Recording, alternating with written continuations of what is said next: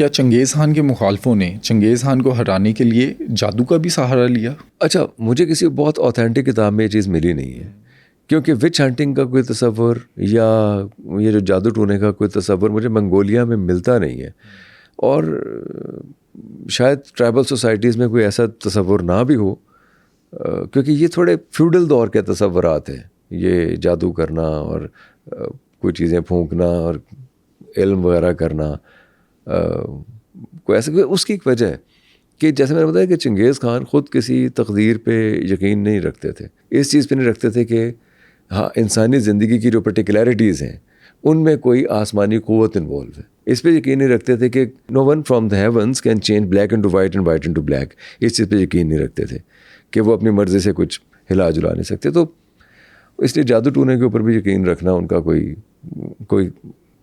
ایسا آئیڈیا نہیں ہے کوئی جو اچھا، یہ جنگ سے پہلے ماؤنٹین پہ چڑھ کر آسمان سے دعا مانگتا تھا، وہ کیا ہے؟ آپ کو یاد ہوگا اس کا ایک دوست تھا جموکا، جو اکٹھے مل کے یہ لوگ جنگیں بھی لڑتے تھے، جو ٹرائبل برادر تھا اس کا، ہاں خون کیا تھا ایک دوسرے، خون بالکل، لیکن ایک وقت آیا جب وہ حسد کرنا شروع ہو گیا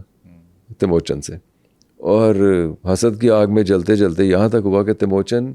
کے جو کچھ بہت زبردست واریئرز تھے ان کو بوائل کر دیا گرم پانی میں، اس نے زندہ بوائل کر دیا۔ جموکا نے اس حد تک نفرت کرتا تھا وہ اس سے، اس وقت وہ غصے کی شدید غصے کی حالت میں، کنفیوژن کی حالت میں، ڈیسپریشن کی حالت میں، یا انڈیسائسونیس کی حالت میں، کہ وہ یا بے بسی اور لاچاری کی حالت، جب یہ کیفیتیں ہوا کرتی تھی پھر وہ اس پہاڑ پہ جاتا تھا اور پہاڑ پہ جا کے کچھ سوچتا تھا، میڈیٹیٹ کرتا تھا۔ شاید اب دیکھیے بڑے لوگ جو ہوتے ہیں وہ اپنے تاثرات کو چھپانا چاہتے بھی ہیں، چھپانا جانتے بھی ہیں، بات بات پہ روتے بھی نہیں ہیں، بات بات پہ ہنستے بھی نہیں ہیں، اپنے ڈیسیجنس کو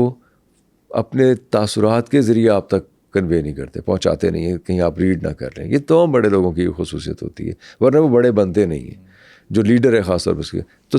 تیموچن بھی ایسا ہی تھا۔